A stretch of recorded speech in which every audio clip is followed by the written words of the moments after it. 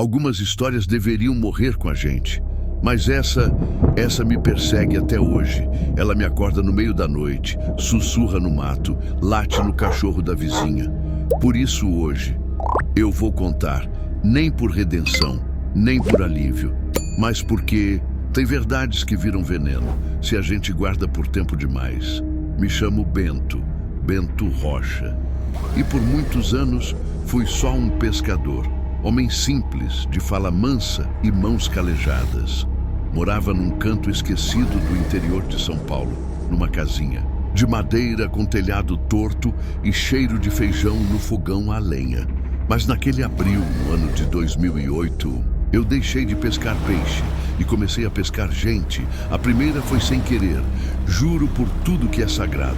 Era um rapaz novo, perdido, desses que a cidade engole e depois cospe de volta, sem alma, sem rumo. Apareceu na beira do rio, tremendo de frio, com os olhos cheios de um desespero que eu conhecia bem. Aquele que mora no fundo da barriga quando a esperança vai embora. Ofereci café e um canto no galpão velho, só para passar a noite. Mas ele nunca saiu de lá. O rio levou o corpo e deixou em mim um silêncio que ainda hoje me acorda de madrugada. Não foi raiva, não foi vingança. Foi um impulso estranho, uma coisa funda, como se alguém ou algo tivesse mexido os fios da minha alma, puxado os botões errados, como se um anzol invisível tivesse me fisgado por dentro.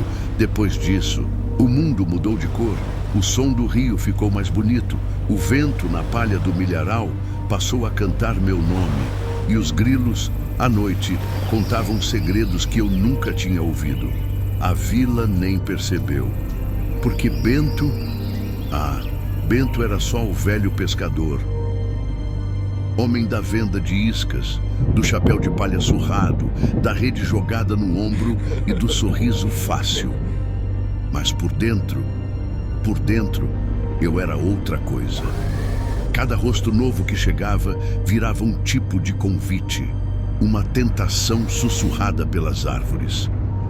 Pesque, mais um, dizia o breu da mata, só mais um. E eu obedecia, como quem reza, como quem ama, como quem não consegue mais parar. A primeira morte não foi premeditada, foi impulso, raiva cega, um grito que virou faca. No dia seguinte, a vila amanheceu lavada por uma névoa espessa, o tipo de névoa que cala cachorro, que engole o som das folhas secas sob os pés. E eu caminhei por entre as casas, como quem volta do inferno com os bolsos vazios. Dona Lourdes olhou para mim naquela manhã. Primeira vez que me olhou nos olhos. Demorou uns segundos. Depois assentiu com a cabeça, leve, como quem agradece sem palavras. E naquele instante entendi que ela sabia de tudo. Ninguém sentiu falta do Vicente. Alguns disseram que foi embora para a cidade grande, outros que caiu no vício de vez. Mas ninguém procurou, ninguém se importou. Até o padre evitava o nome dele nas preces, como se os santos também quisessem esquecer. Com o passar dos dias, comecei a notar os detalhes. As flores voltaram a crescer no quintal da Lourdes. As crianças riam mais alto na rua. E o sino da igreja parecia bater com menos peso, como se estivesse liberto também. Mas dentro de mim, algo crescia em silêncio. Não era culpa, era outra coisa, um tipo de poder. Não o poder da violência, mas o da justiça, daquela justiça que não espera sentença nem aplauso, que acontece no escuro, onde ninguém vê. Passei a andar mais pelas margens do rio. O dourado seguia seu curso, como se guardasse segredos de outros tempos. O barulho da água me embalava, me limpava, e toda vez que ouvia o som da correnteza, lembrava do som. Aquele estalo seco, aquele silêncio depois. Algumas noites eu ainda acordo com ele nos ouvidos. Mas não é pesadelo, é só a lembrança me dizendo: você fez o que precisava ser feito. E então eu volto a dormir, porque há paz em certos silêncios e a justiça que nasce nas sombras quando a luz se acovarda. A noite se desdobrava em silêncio, envolvendo a cidade em um manto de sombras e segredos. O sobrado de Marisa jazia imóvel, testemunha muda de um destino selado. O vento sussurrava entre as árvores, carregando murmúrios de histórias não contadas. No dia seguinte, a escola municipal despertou sob o peso de uma ausência. Marisa não apareceu para dar aula, e o burburinho entre os corredores crescia como uma onda prestes a romper. Os alunos, antes temerosos, sentiam uma leveza inédita no ar. Pedrinho, com os olhos ainda marcados por sombras de um passado recente, sentiu uma mão suave pousar em seu ombro. Era Dona Celeste, a bibliotecária, conhecida por sua voz doce e olhar compreensivo. "Pedrinho, como você está hoje?" perguntou ela com um sorriso que aquecia como o sol da manhã. O menino hesitou, mas encontrou coragem nas palavras gentis. "Melhor, Dona Celeste. Sinto que posso respirar." Ela assentiu, entendendo mais do que as palavras diziam. "A biblioteca está sempre aberta para você. Há um mundo de histórias esperando para serem descobertas." Os dias passaram e a notícia do falecimento de Marisa se espalhou pela cidade como fogo em palha seca. As circunstâncias misteriosas deixavam espaço para especulações, mas poucos lamentaram sua partida. A escola, antes palco de medos sussurrados, transformou-se em um jardim onde novas esperanças brotavam. Pedrinho encontrou refúgio entre as estantes empoeiradas da biblioteca, onde cada livro era uma porta para um universo distinto. Dona Celeste tornou-se sua mentora, guiando-o por entre páginas que falavam de coragem, amizade e sonhos possíveis. Certa tarde, ao folhear um antigo álbum de fotografias da escola, Pedrinho encontrou a imagem de sua turma, com Marisa ao fundo. O olhar dela, outrora opressor, agora parecia desprovido de poder. Ele fechou o álbum com um suspiro, deixando para trás as sombras que um dia o assombraram.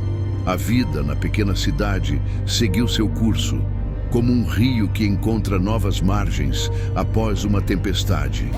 E Pedrinho, agora mais forte e confiante, caminhava em direção a um futuro onde o medo não ditava mais os passos de sua jornada. A quarta foi por instinto. Maria Clara tinha doçura no nome, mas fel nos olhos. Cuidava da minha mãe no hospital. Enfermeira exemplar, diziam, mas eu via o jeito que ela apertava o soro quando achava que ninguém estava olhando. Via os roxos que surgiam nos braços frágeis da minha velha. Via os olhares de impaciência, os suspiros de desprezo. Minha mãe já não falava, mas seus olhos pediam socorro. Um dia, Maria Clara chegou mais cedo. Eu também. Esperei no estacionamento com uma flor na mão e morte no coração. Ela desceu do carro distraída, falando no celular, rindo. Fingiu empatia por alguém. Do outro lado da linha, aproximei-me com a flor. Um gesto gentil, pensei. Que ironia. Ela sorriu confusa. Antes que perguntasse qualquer coisa, o cabo de aço se enroscou no pescoço dela como um colar de promessas partidas. Lutou, arranhou meus braços, tentou gritar, mas o som morreu ali, como minha mãe havia morrido semanas antes, em silêncio. Deitei seu corpo no banco do carro, ajeitei o cabelo, fechei os olhos. Ela parecia em paz. Ironias têm dessas coisas. A quinta foi amor ou o que restou dele. Caio. Meu primeiro tudo. Primeiro beijo. Primeira fuga. Primeiro erro. Ele tinha um jeito de rir que fazia o mundo ficar mais leve. E de mentir também. Disse que voltava, que era só um tempo que precisava encontrar. A si mesmo, encontrou outra.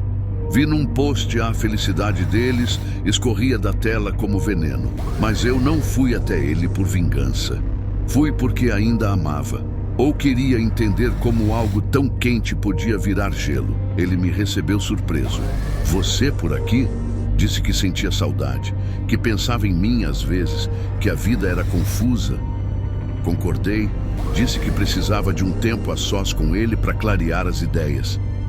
Fomos até um velho chalé no meio do mato, onde tudo começou. Lá, Entre as lembranças, servi vinho. Falei de nós, do tempo, do amor. Ele chorou, eu também. Depois veio o silêncio, um beijo, um último abraço e o fio enlaçado no pescoço.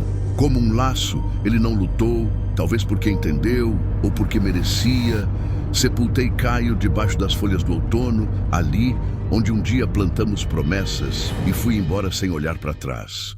Como ele me ensinou, hoje são 9 no total, cada um com sua história. Nenhum inocente, nenhum acidente, e todos enterrados no mesmo cemitério sem lápide, o Rio Dourado.